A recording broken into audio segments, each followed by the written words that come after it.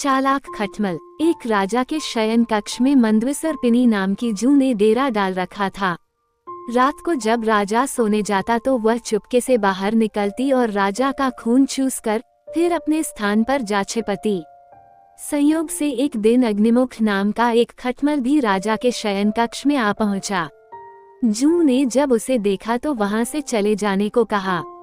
उसे अपने अधिकार क्षेत्र में किसी अन्य का दखल सहन नहीं था। लेकिन खटमल भी कम चतुर नहीं था। बोला, देखो, मेहमान से इस तरह बर्ताव नहीं किया जाता। आज रात मैं तुम्हारा मेहमान हूँ। जू अंततः खटमल की चिकनी चुपड़ी बातों में आ गई और उसे शरण देते हुए बोली, ठीक है, तुम यहाँ रात भर रुक सकते हो, लेकिन राजा को काटोगे तो नहीं, उसका खून चूसने के लिए। खटमल बोला, लेकिन मैं तुम्हारा मेहमान है, मुझे कुछ तो दोगी खाने लिए। और राजा के खून से बढ़िया भोजन और क्या हो सकता है।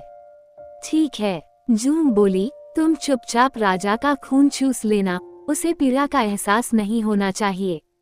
जैसा तुम कहोगी बिल्कुल वैसा ही होगा। कहकर खटमल शयन कक्ष में राजा के आने की प्रतीक्षा करने लगा।